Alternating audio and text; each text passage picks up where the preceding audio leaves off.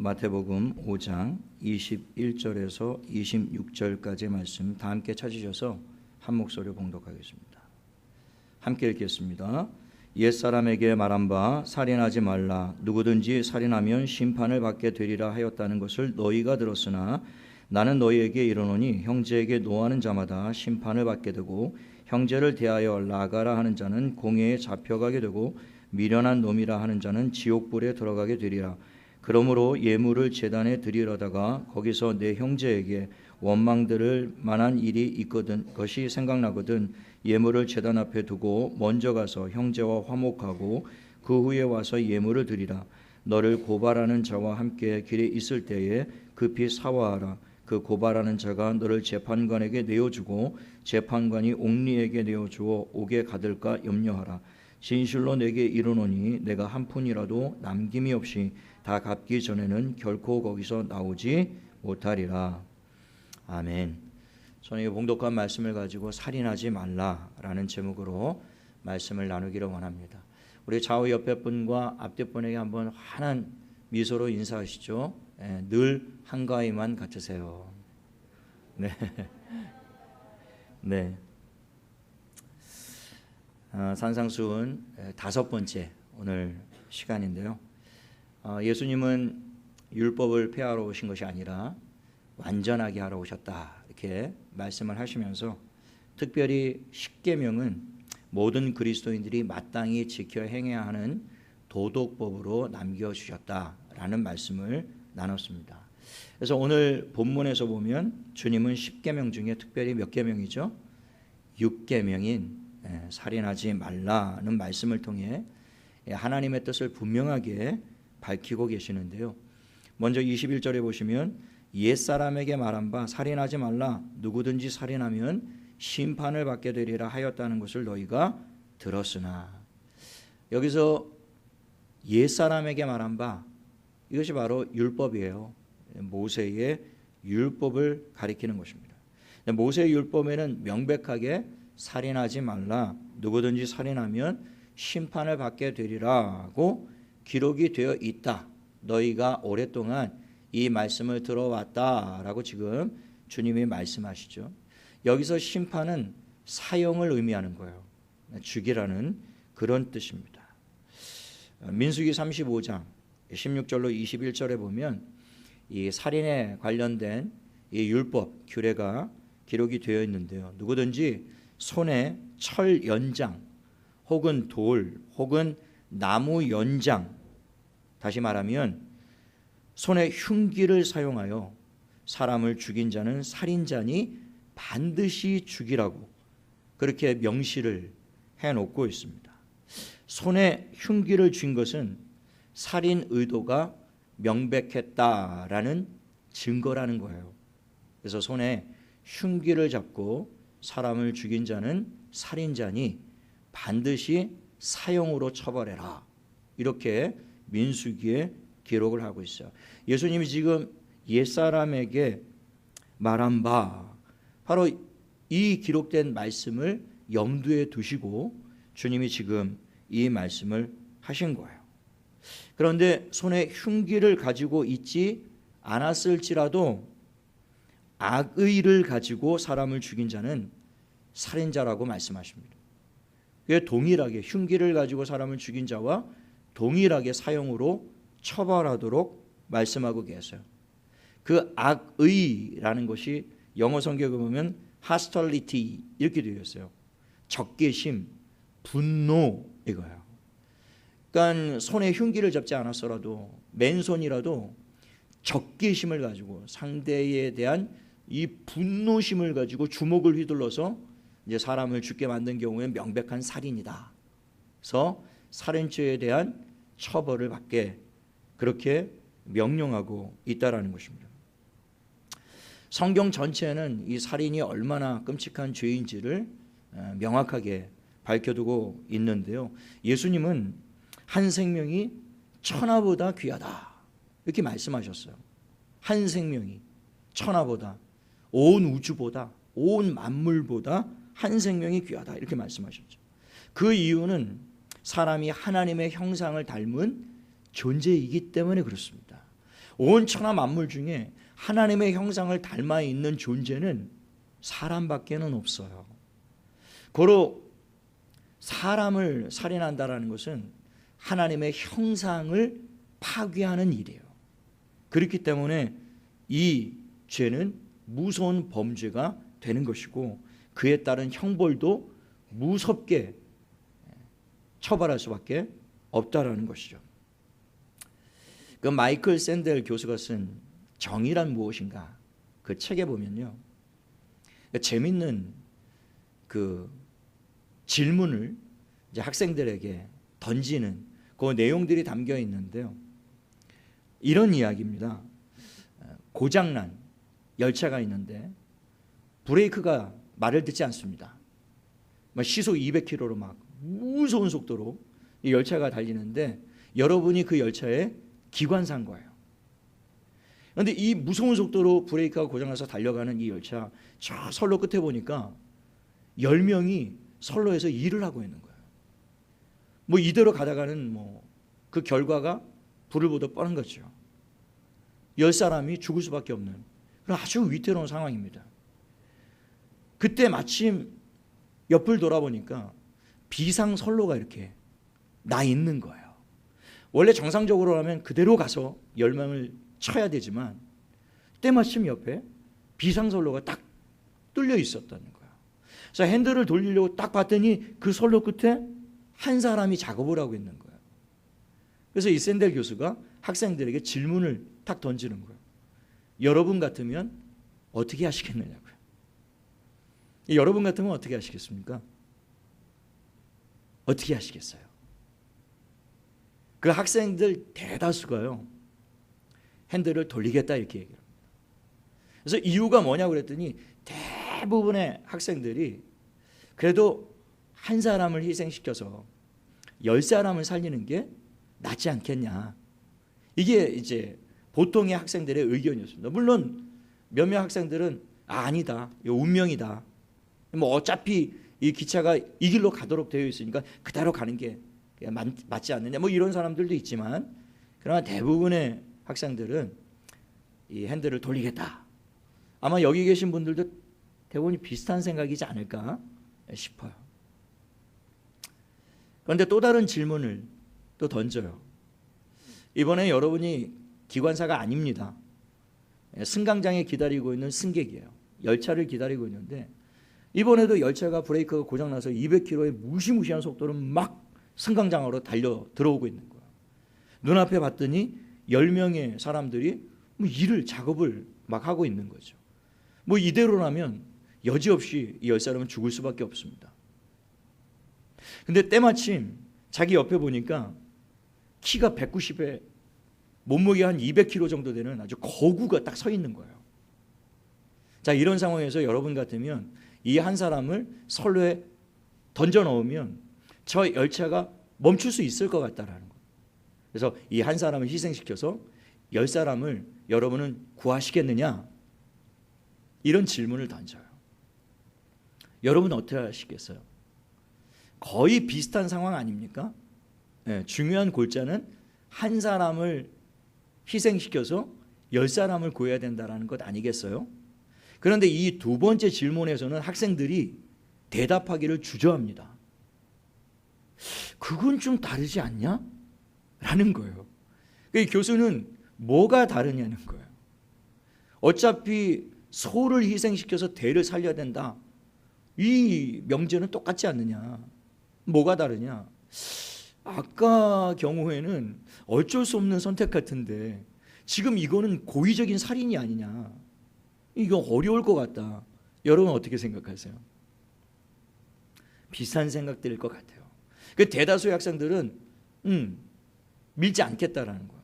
그래서 이 교수가 또 다른 이야기를 합니다. 그러면 여러분 앞에 승강장 앞에 이렇게 핸들 돌릴 수 있는 게 있는데 이걸 조금만 돌리면 이 사람이 서 있는 승강장의 밑이 콱 꺼져가지고 저절로 선로에 떨어지도록 그런 핸들이 있으면 어떻게 하시겠느냐라고. 그러니까 막 이제 학생들이 막 웃고 계속 이런 질문들을 이제 주고받고 공의가 무엇인지 정의가 무엇인지 또 상황 윤리가 무엇인지 뭐 이런 것들을 이제 설명하는 그런 강의였어요. 참 대답하기 까다롭고 어려운 주제이죠. 이걸 제가 중고등부 예배 때도 우리 아이들에게 이런 질문을 던졌는데 우리 아이들도 대부분이 이 학생들과 비슷한 대답을 하더라고요. 그 중에 뭐 한두 사람은 10명이 희생되더라도 어차피 운명이니까 그대로 해야 된다 뭐 이런 분들도 계셨습니다만, 근데 대부분은 그렇게 똑같은 대답을 하셨어요. 근데 제가 이제 우리 학생들에게는 한 가지 질문을, 책에 없는 질문을 더 만들어서 이제 학생들에게 던졌어요. 그 질문 여러분들에게 똑같이 해보겠습니다. 1번과 똑같은 상황이에요. 여러분 고장난 열차의 기관사입니다. 미친 속도로 달려가고 있는데 선로 저 끝에 보니까 이번에는 10명이 아니라 한 사람이 작업을 하고 있는 거예요. 근데 옆을 보니까 비상선로에 열은 열인데 사람이 아니라 소가 10마리가 있는 거예요. 자, 이럴 경우에 여러분은 핸들을 돌리시겠습니까? 예, 우리 아이들은 조금도 망설이지 않고 당연히 돌리죠 그러더라고요. 여러분도 마찬가지입니까? 제가 학생들에게 여기는 하나고 여긴 열인데 그래도 돌려야 된다라는 거예요. 소 10마리를 희생시켜서라도 한 사람을 살려야 된다라는 거예요. 그래서 제가 조금 더 강하게 어필을 하고 도전했습니다. 소 100마리는 그래도 돌려야 된다. 1000마리는 돌려야 돼. 10,000마리 돌려야 돼. 10만 마리는 무조건 돌려야 된다라는 거예요. 여러분, 이게 한 생명의 가치입니다. 한 사람의 가치예요. 이 선로에 양이 100마리가 있든 1000마리가 있든 염소가 10,000마리가 있든 소가 10,000마리가 있든 이 한 생명을 살리기 위해서 우리는 핸들을 꺾어야 돼요. 여기에 한 사람이 있고 여기에 10사람, 이때는 막 너무 갈등이 되고 막 어쩔 줄을 몰라. 왜냐하면 사람의 생명이, 이걸 1과 10로 따질 수 없는 거예요. 많고 적음으로 사람의 절대 가치를 평가할 수가 없는 것입니다. 그러니까 전제 자체가 이 교수님이 함정에 빠뜨린 질문을 던진 거죠. 사실은 한 사람의 가치는 이 땅에 존재하는 모든 만물보다, 그래서 주님이 한 생명이 천하보다 귀하다 그렇게 말씀하신 거예요. 그래서 구약의 그 제사를 통해 그 많은 양, 그 한 사람을 하나님이 살리기 위해서 평생에 어떤 사람은 양 100마리, 1000마리, 10,000마리, 어떤 사람은 황소를 500마리, 1000마리, 그보다 더 많은 숫자를 하나님 앞에 드려야 될 일들이 있었는데요. 하나님은 그 모든 짐승을 다 희생시켜서라도 우리 한 사람 한 사람, 한 생명 한 생명을 전부 구원하기를 원하셨던, 우리에게 그런 가치가 있습니다. 하나님은 우리 한 생명 한 생명, 한 사람 한 사람을 이 세상에 있는 모든 짐승들보다 더 존귀하게, 더 귀하게 하기 위해서 심지어 자기의 아들 예수 그리스도를 십자가에 내어 주실 만큼 우리를 그렇게 사랑하시고 우리의 생명을 그렇게 귀하게 여기시는 거예요. 우리 좌우 옆에 분에게 한번 축복하셨으면 좋겠습니다. 당신은 천하보다 귀한 분입니다. 정말 그렇습니다. 정말 그렇습니다. 나는 늙고 병들고 배운 것도 없고 가진 것도 없는데 뭘 나 같은 사람이 그렇게 온 천하보다 귀하냐? 그렇지 않아요. 하나님이 저와 여러분을 그렇게 보신다니까요. 십자가가 그 증거예요. 그 아들을 이 세상에 보내신 것이 그 증거예요. 나는 너를 내 아들과 맞바꿀 만큼 너를 소중하게 생각하고 너를 귀하게 생각하고 너의 생명을 존귀하게 여기노라. 주님이 말씀하고 계세요. 세상 누가 말씀하신 것이 아니라 우리 주님이 그렇게 말씀하신다고. 우리를 그렇게 가치 있게 여기신다고. 그러므로 사람의 생명을 해하는 살인보다 더 큰 죄악은 없다는 거예요. 살인자들은 그래서 이 땅에서뿐만 아니라 세상 끝날에도 무시무시한 심판을 당하게 됩니다. 계시록 21장 8절에 보면 그러나 두려워하는 자들과 믿지 아니하는 자들과 흉악한 자들과 살인자들과 음행하는 자들과 점술가들과 우상 숭배자들과 거짓말하는 모든 자들은 불과 유황으로 타는 못에 던져지리니 이것이 둘째 사망이니라. 그러니까 살인자들은 한 번 죽는 것으로 끝나지 않습니다. 그 이후엔 영원한 하나님의 최후 심판이 기다리고 있는데요, 한 번 더 죽임을 당할 것이라고 말씀하고 있어요. 영원히 타는 불과 유황못에 지옥이잖아요. 살인자들이 받게 될 형벌이 바로 이와 같은 형벌이라는 거예요. 계시록 22장 15절, 성경의 마지막 장입니다. 마지막 장에 최종적인 심판을 기록하고 있는데 거기에도요, 개들과, 여기서 개들은 사탄을 추종하는 어둠의 세력들을 말하는 거예요. 개들과 점수자들과 음행하는 자들과 살인자들과 우상 숭배자들과 및 거짓말을 좋아하며 지어내는 자는 다 성 밖에 있으리라. 그 천국에 들어가지 못한다, 그 얘기예요. 바깥 어두운 데 쫓겨나 슬피 울며 이를 갈미 있으리라. 이 말씀이 이 말씀이거든요. 하나님은 이 살인을 끔찍한 죄로 여기십니다. 그러나 저와 여러분에게는 전혀 해당되지 않는 말씀이죠. 그렇지 않습니까? 우리 중에 아무도 이 살인죄를 저지른 사람이 없기 때문이에요. 지금 이 이야기를 듣는 동안 여러분들은 조금 더 마음에 꺼리낌이 없으시죠? 혹시 우리 중에 이런 흉악한 분이 계신지 모르겠습니다. 생각만 해도 무섭습니다. 분명히 없으시리라 믿습니다. 그런데 이런 점에서 본다면 우리는 전혀 이 계명과 상관이 없는 것처럼 보여요. 난 살인하지 않았는데, 아무도 죽인 일이 없는데, 그러니까 나는 이 계명과는 전혀 상관없다. 오늘 설교 말씀은 나하고 전혀 무관하다. 이렇게 자유롭게 생각할지 모르겠습니다. 단 이 계명의 진짜 의미를 알기 전까지는 그렇다라는 거예요. 그러나 오늘 이 말씀이 21절로 딱 끝났다면 우리는 오늘 편안하게 자유롭게 돌아갈 수 있어요. 근데 주님이 22절 그 다음 절을 말씀하십니다. 살인하지 말라고 하신 이 계명의 진짜 의미가 무엇인지를 밝혀주고 계세요. 22절입니다. 나는 너희에게 이르노니 형제에게 노하는 자마다 심판을 받게 되고 형제를 대하여 라가라 하는 자는 공의에 잡혀가게 되고 미련한 놈이라 하는 자는 지옥불에 들어가게 되리라 하는 것이었어요. 앞서 살인죄에 해당하는 모든 형벌이 지금 다 기록되어 있죠. 심판을 받게 되고 이게 사형 처벌을 받게 된다, 그 뜻이에요. 심판을 받게 되고 공회에 끌려가게 되고 지옥불에 들어가게 돼요. 그 요한계시록에서 말씀하고 있는 불과 유황이 타는 불못에 던져지게 되리라. 동일한 지금 심판을 기록하고 있는데 누가 이런 심판을 받게 된다고요? 형제에게 노하는 자, 그리고 형제에 대하여 라가라 하고 미련한 놈이라 하는 자라는 거예요. 그래서 라가라는 것은 히브리 사람들이 아주 쌍스러운 욕입니다. 본 뜻은 텅 빈 이런 뜻이에요. 골빈 이런 뜻입니다. 멍청한 놈 이런 뜻이에요. 어리석은 놈, 얼간이 이런 뜻입니다. 그래서 아주 흉악한 욕이에요.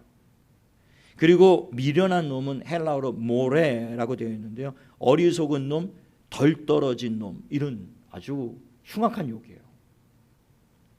그러니까 누가 살인자와 똑같은 처벌을 받게 되는가? 형제에게 노하는 자, 그리고 마음으로 형제를 미워하고 형제에게 욕설을 내받는 자, 살인자와 똑같은 처벌을 받게 된다는 거예요. 여러분, 여기에서 지금 형제라고 기록되어 있는데 그것이 단지 믿는 형제만을 의미하는 것이 아니에요. 모든 사람들을 가리키는 것입니다. 왜냐하면 유대인들은 형제 하면 모든 사람을 가리키는 거예요. 뿌리가 한 뿌리이기 때문에요. 아브라함의 후손이고 12지파의 자손들이기 때문에 그들은 다 형제예요, 그냥. 그러니까 여기서 형제라고 하는 것은 그냥 단순히 예수 믿는 이 그리스도인들 이게 아니고요, 모든 사람들을 의미하는 거예요. 그러니까 이웃에 대하여, 모든 사람에 대하여 분노하거나 마음의 미움을 품거나 욕설을 내뱉는 경우도 주님은 살인자와 똑같은 심판을 받게 될 것이다 라고 지금 말씀하고 계시는 거예요. 사도 요한은 이 주님의 말씀을 요한일서 3장 15절에 아주 명백하게 기록해 두었습니다. 그 형제를 미워하는 자마다 살인하는 자니 살인하는 자마다 영생이 그 속에 거하지 아니하는 것을 너희가 아는 바라. 형제를 미워하는 자는 마음으로 살인을 한 거라는 거예요. 그 사람은 그 속에 영생을 얻지 못한 자다, 이렇게 말씀하고 있어요. 이 심판받는다는 얘기 아닙니까? 천국에 들어가지 못한다는 얘기고 지옥에 던져지게 될 거라는 아주 무서운 경고를 하고 있는 거예요. 왜 예수님이 지금 살인하지 말라고 하신 이 계명의 진짜 의미를 이렇게 자세하게 무리들에게 가르쳐 주시는 이유가 무엇이었을까요? 왜냐하면 당시 바리새인들과 서기관들, 율법사들은요, 단순히 이 계명을 살인만 안 하면 된다고 해석하고 가르쳤기 때문이에요. 이게 바로 지난주에 이 계명 중에 지극히 작은 것 하나라도 버리고 그렇게 가르치는 자는 천국에서 지극히 작다 여김을 받게 될 것이다, 이 하신 말씀이 이 말씀이에요. 이 서기관들과 바리새인들은 마음으로 사람을 미워하든 분노하든 욕을 하든 그저 실제로 살인만 하지 않으면 된다는 식으로 가르쳤다라는 거예요. 하나님이 본래 이 계명을 주신 참된 의미를 희석시켜 버린 것이죠. 약화시켜 버린 거예요. 하나님께서 모세를 통해 처음 이 계명을 주셨을 때 의도는 이웃에 대해 분노하거나 마음으로 미워하는 것까지 살인으로 포함을 시키셨던 거예요.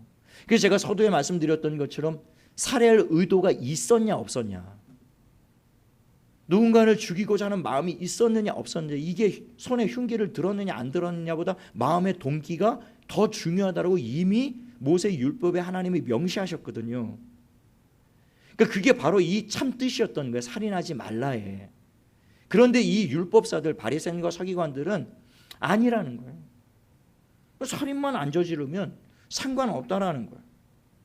그러니까 이 바리새인들은 겉으로 드러나지만 않으면 마음에서 일어나는 분노와 미움은 죄가 되지 않는다고 여기고 그렇게 가르쳤던 겁니다. 그래서 당시 유대인들은요, 마음의 분노와 미움을 품고 있으면서도 실제로 살인을 하지 않았기 때문에 자신들은 율법을 다 지켜 행하고 있다라고 자만했던 겁니다.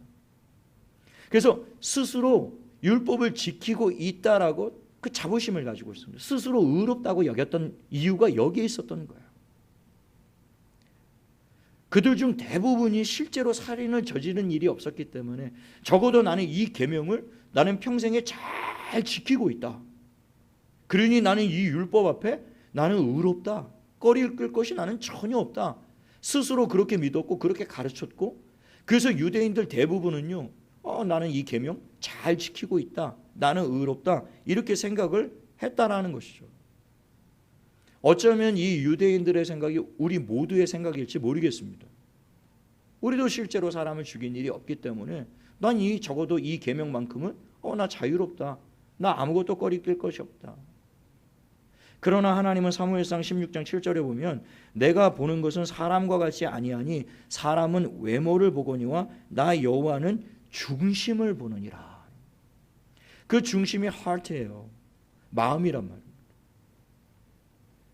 하나님은 우리의 마음을 가장 중요하게 여기세요. 우리가 지금 이 자리에 나와서 똑같이 예배를 드리고 있지만 하나님이 보고 계시는 것은 지금 우리의 이 겉모습이 아니에요. 여기 사람들이, 다른 사람들이 보고 있으니까 졸다가도 정신 차려야 되겠다, 다른 사람들이 보고 있으니까 내가 좀 예배를 경건하게 이렇게 바른 자세로 잘 드려야 되겠다, 그럴지 모르겠습니다. 그러나 하나님이 정말 우리에게 요구하시고 우리에게 보기를 원하시는 것은 지금 이렇게 앉아 계시는 겉모습뿐만이 아니라 우리의 중심을 보고 계세요. 이 마음이 어디를 향해 있는가, 그 마음에 무엇이 가득한가, 주님은 지금 그걸 보고 계시는 거예요. 하나님이 우리에게 요구하시는 것은 그래서 물질이 아니에요. 마음입니다. 그 물질 아래 과연 우리의 마음을 담느냐 아니냐, 이거 보시는 거예요. 우리가 이 예배를 1시간 드리는 거 중요하지 않습니다. 이 예배 가운데 정말 우리의 마음을 드리고 있느냐, 그래서 너희가 마음을 다하고 뜻을 다하고 힘을 다하여 주 너희 하나님을 사랑하라. 주님이 우리에게 돈 가지고 사랑해라, 많은 재물을 가지고 와야 사랑이다, 그렇게 말씀하시지 않아요. 마음으로. 그래서 과부가 2렙돈, 빵 4분의 1 조각밖에 살 수 없는 큰 미천한 아주 적은 헌금이었어요. 그런데 그것을 연보함에 넣는 것을 예수님이 이렇게 주목하여 보시고, 이 여자가 다른 모든 사람들보다 더 많이 하나님 앞에 드렸느니라, 그렇게 말씀하시거든요. 근데 실제로 이 여자는 정말 보잘것없는 동전 2입 드렸다고요, 하나님 앞에. 그런데 다른 그 어떤 사람들보다 이 과부가 하나님을 사랑하는 마음을, 거기에 온 마음을 다 담아서 드렸던 거예요. 그러니까 하나님은 오늘 우리가 이 예배를 통해서, 우리의 삶을 통해서요, 우리가 가정이든 직장이든 우리가 범사 가운데 주님이 늘 주목하여 보고 계시는 것은 우리의 마음이에요. 우리의 중심입니다. 우리의 중심이 어디를 향하고 있는가? 하나님이 가장 중요하게 여기시는 것, 우리의 마음이에요. 우리가 마음과 생각 속에 어떤 의도와 계획을 품고 있느냐, 하나님은 항상 이것을 보고 계시는 거예요. 그러나 대부분의 사람들은 눈에 잘 보이지 않는 이 마음보다는 겉으로 드러나는 겉모습에 더 많은 신경을 쓰며 살고 있어요. 무슨 뜻이겠습니까? 많은 사람들이 하나님보다는 사람을 더 의식하며 산다라는 거예요. 그래서 예수님이 바리새인들을 외식하는 자라고 그렇게 엄하게 꾸짖었던 거예요. 겉은 너희가 화려하게 꾸며놓은 회칠한 모습이지만 그 속은 무덤이다. 그 속은 썩은 시체가, 냄새가 진동하고 있는 온갖 불의와 불법과 음란과 미움과 분노와 그런 것들을 마음에 탁 담고 있으면서도 그냥 겉으로 보기에는 경건하고 거룩하고 기도 많이 하는 것처럼, 말씀대로 사는 것처럼, 계명을 잘 지키는 것처럼 겉으로 보기에, 그것도 사람들을 보는 앞에서만. 그래서 이제 이 뒤에 쭉 주님이 율법을 가지고 계속 설명을 하시는데요, 그 뒤에 설명들이 계속 외식하는 것에 대해서 계속 설명하시는 이유가 그런 이유예요. 그럼 바리새인들이 중요하게 생각했던 것은 겉으로 보여지는 거예요. 사람들에게 보여지는 거예요.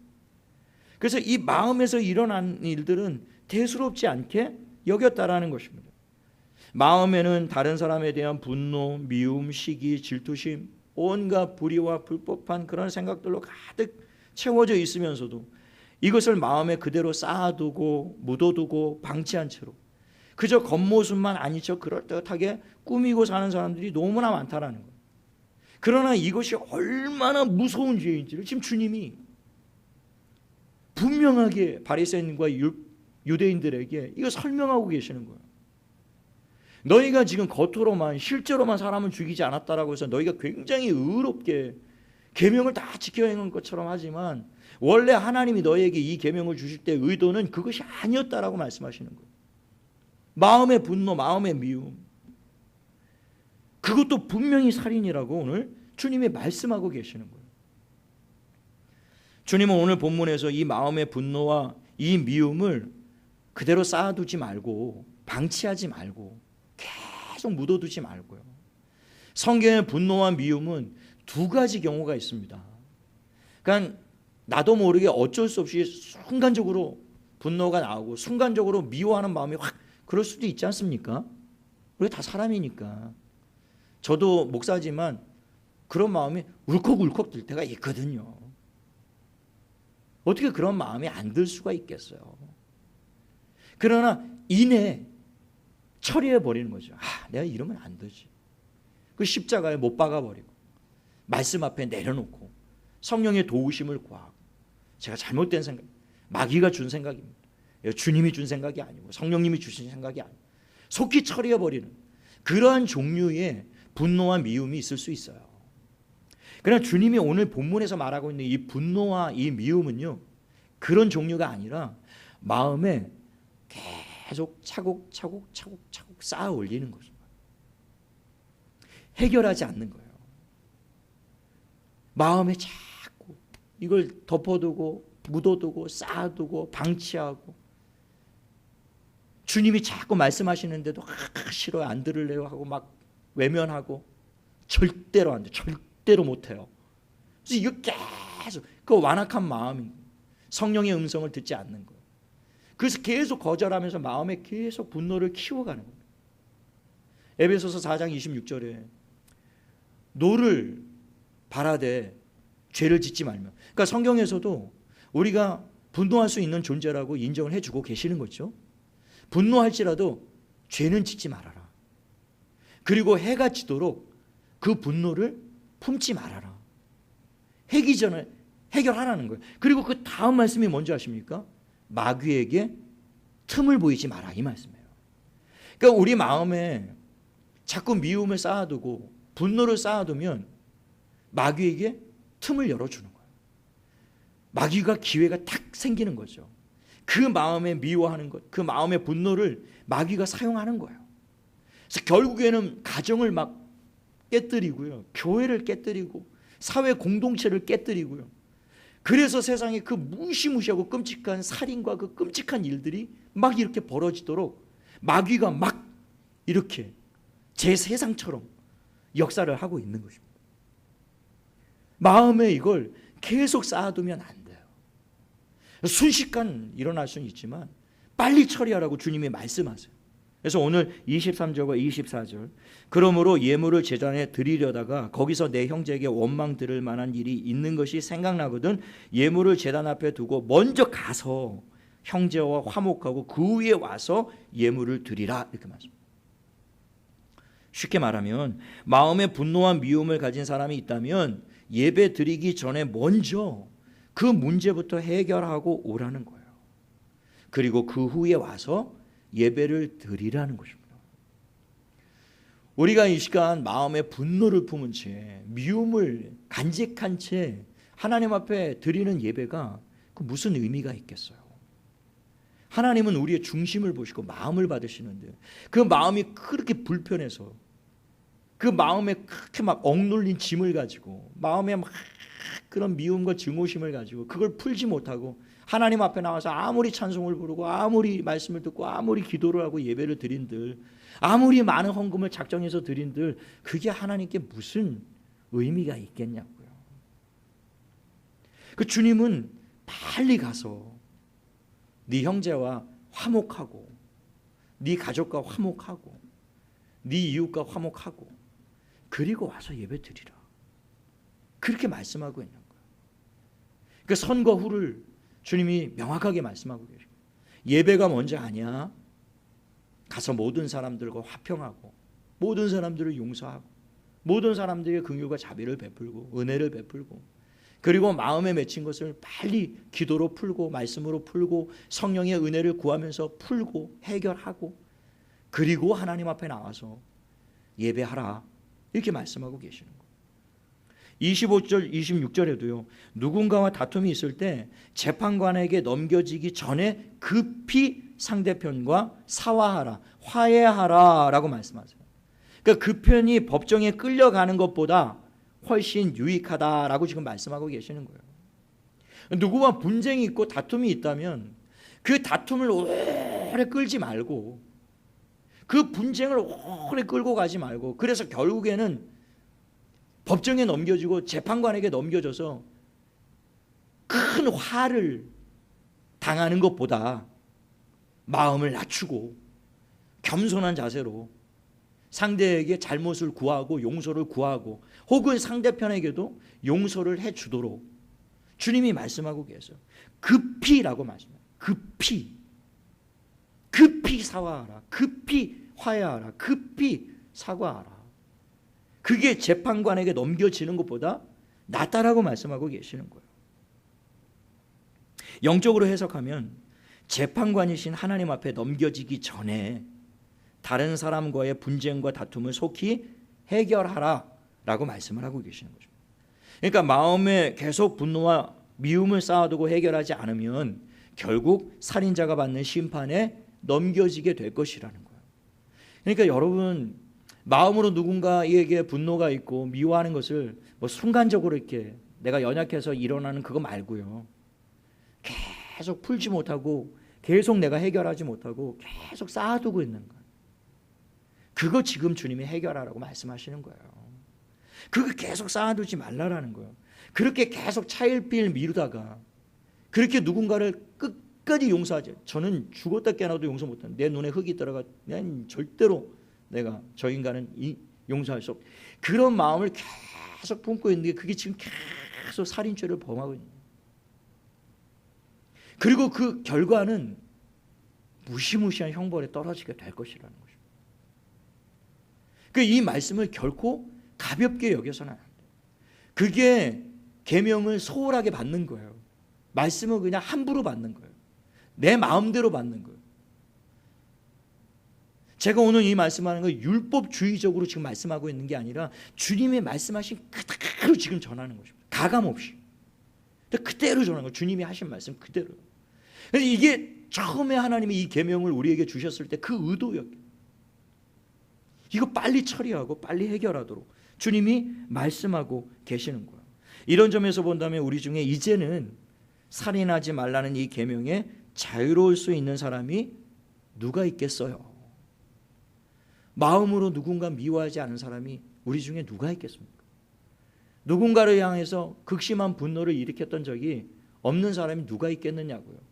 뭐 저부터도요. 왜 없겠어요? 그런 마음들이 다 있죠. 이런 차원에서 본다면 죄송한 말씀이지만 우리는 모두 다 실상 살인자들이에요. 마음으로 너무나 많은 사람들을 죽인 살인자들이에요. 어쩌면 지금도 계속해서 마음으로 누군가를 죽이고 있는지도 몰라요. 누군가를 비판하고 비난하고 정죄하고 뒤에 가서 그를 험담하고 욕하고 마음에 그 원한과 미움을 풀지 않고 계속 쌓아두고 묵혀두고 점점 그래서 그 사람과의 골이 점점 깊어지도록 방치하는 일들.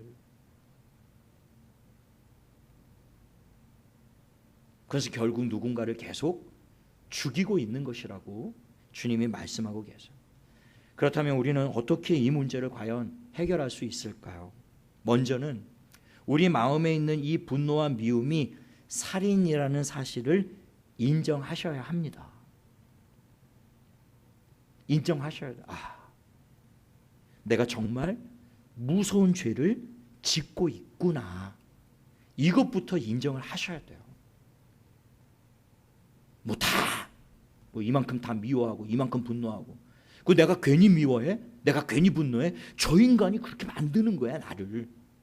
그래도요 성경은 분명히 그 미움과 분노를 살인이라고 말하고 있어요. 그걸 분명히 인정하셔야 돼요. 거기서부터 출발이에요. 내가 정말 하나님 앞에 끔찍한 죄를 짓고 있는 것이었구나. 여기서부터요. 그리고 이 죄에 대한 하나님의 심판이 얼마나 무섭고 두려운 것인지 알아야 한다는 것입니다. 지옥불에 던져지게 되리라. 이게 그만큼 무서운 죄구나. 그냥 쉽게 원망과 미움과 증오를 버리지 않으면서도 그저 하나님 앞에 형식적으로 나와서 용서해 주세요. 누군가를 미워했는데 그런데 마음에는 진짜 용서하지 않고 계속 마음에는 품고 담고 있으면 그건 진정한 회개가 아닌 것이죠. 그러므로 우리가 마음에 이것을 품고 있다면 하나님 앞에 진실한 마음으로 쏟아 놓으셔야 해요. 힘드시겠지만 쏟아 놓으셔야 해요. 하나님, 성령의 은혜와 도우심을 구하십시오. 내 힘으로는 안 돼요. 그러나 성령께서 역사하시면 됩니다. 우리의 마음에 이 분노와 증오심이 다 눈녹듯 녹아지도록 성령께서는 그렇게 역사하시는 분이시거든요. 됩니다. 내 힘으로는 할 수 없어요. 그래서 이 율법은 내 힘으로 하려고 그러면 그냥 멍해고 무거운 짐이에요. 세상 이것보다 힘든 일이 없어요. 그러면 우리는 또 율법 아래로 돌아갈 수밖에 없어요. 그러면 또 율법의 저주 아래서 우리는 막 괴로운 거예요. 오늘 이 설교를 듣고 마음 편하지 않는 거예요. 그러나 우리는 율법 아래에 있는 자들이 아니라 은혜 아래에 있잖아요. 하나님의 놀라운 사랑을 먼저 받은 자들, 하나님의 그 엄청난 용서를 받은 자들이잖아요. 그러니까 용서가 뭔지를 알고 예수 그리스도와 맞바꿀 만큼 하나님의 사랑이 무엇인지를 우리는 경험했잖아요. 그리고 우리를 홀로 두지 아니하시고 우리 안에서 성령이 지금 역사하고 계시거든요. 그러니까 우리가 마음을 조금만 하나님께 열고 하나님을 의지하고 성령의 도우심을 구하면서 나가면요, 이게 결코 불가능한 일이 아니라고 말씀을 하고 계시는 거예요. 됩니다. 그 성령의 능력을 구하시는 거예요. 무엇보다요, 십자가를 바라보십시오. 하나님이 우리를 어떻게 사랑하셨는지, 하나님이 어떻게 나를 용서하셨는지 그 십자가를 바라보세요. 우리는 하나님으로부터 1만 달란트나 되는 어마어마한 죄를 용서받은 자들입니다. 따라서 하나님은 더 이상 우리에게 분노하지 않으세요. 할렐루야. 분노하지 않으세요. 하나님은 우리에게 분노하지 않으십니다. 더 이상 하나님은 우리를 미워하지 않으세요. 그리스도의 십자가로 말미암아 우리를 향한 그 모든 분노와 미움을 멈추어 주셨어요. 하나님이 멈추어 주셨습니다. 하나님은 은혜 아래에 있는, 십자가 아래에 있는 우리에게 더 이상 분노하지 않으세요. 더 이상 우리를 미워하지 않으세요. 우리를 끊임없이 사랑하시고 우리를 긍휼히 여기시고 우리를 불쌍히 여기십니다. 그래서 주님은 너희도 동일하게 그 마음의 미움과 분노를 멈추라고 말씀하십니다. 이제는 멈추라. 이제는 그치라. 이제는 그 형제를, 그 이웃을 기꺼이, 내가 너에게 이 모든 분노와 이 모든 미움, 하나님이 그 분노와 미움을 멈추지 않았다면 우린 진짜 이 말씀대로 영원한 지옥에 던져질 수밖에 없는 존재들이었잖아요. 근데 우리는 더 이상 그렇게 지옥불에 던져지는 존재가 되지 않았단 말입니다. 그 모든 형벌을 그리스도께서 우리를 위해 대신 담당해 주신 거예요. 그러니까 주님은 우리에게 그 마음의 미움과 분노를 이제 멈춰라. 내가 너희를 사랑한 것처럼, 그리고 내가 너희를 용서한 것처럼 하나님의 은혜를 구하면서 기꺼이 그들을 용서하고 그들과 화해하고 화목하도록 주님이 말씀하고 계십니다. 만일 그렇지 않으면 오늘 결론입니다. 마태복음 18장 32절로 35절에 보면 1만 달란트 탕감받은 자의 비유의 결론을 주님이 이렇게 말씀하세요. 이에 주인이 그를 불러다가 말하되 악한 종아, 내가 빌기에 내가 내 빚을 전부 탕감하여 주었거늘 내가 너를 불쌍히 여김과 같이 너도 내 동료를 불쌍히 여김이 마땅하지 아니하냐 하고 주인이 노하여 그 빚을 다 갚도록 그를 옥졸에게 넘기니라. 오늘 이 26절의 말씀과 동일한 말씀이죠. 한 푼이라도 남김없이 다 갚기 전에는 그 옥에서 너희가 결단코 나오지 못하려. 이 말씀이 이 말씀과 통하고 있는 거예요. 그리고 최종적인 결론을 주님이 이렇게 말씀하십니다. 너희가 각각 마음으로부터 형제를 용서하지 아니하면 나의 하늘 아버지께서도 너희에게 이와 같이 하시리라. 오늘 더 이상 우리가 이 말씀 앞에서 진실하게 내가 정말 하나님 앞에서 무서운 살인죄를 마음으로 저지르고 있었구나, 이것을 인정하고 이 죄의 결과가 얼마나 무서운 심판인지를 우리가 알고 내가 먼저 하나님으로부터 얼마나 많은 사랑과 긍휼과 자비와 용서를 받았는지 다시 한번 그리스도의 십자가를 바라보면서 주님이 나를 용서하신 것처럼, 주님이 나를 향한 분노와 모든 미움을 멈춰주신 것처럼, 하나님, 저도 이제부터는 이 모든 미움과 분노를 그치겠습니다. 주님께 모든 것을 맡기겠습니다. 하나님, 나에게 사랑할 수 있는 용기, 용서할 수 있는 은혜를 우리에게 부어달라고요. 이 시간 우리 함께 찬양하고 함께 말씀 붙잡고 기도했으면 좋겠습니다.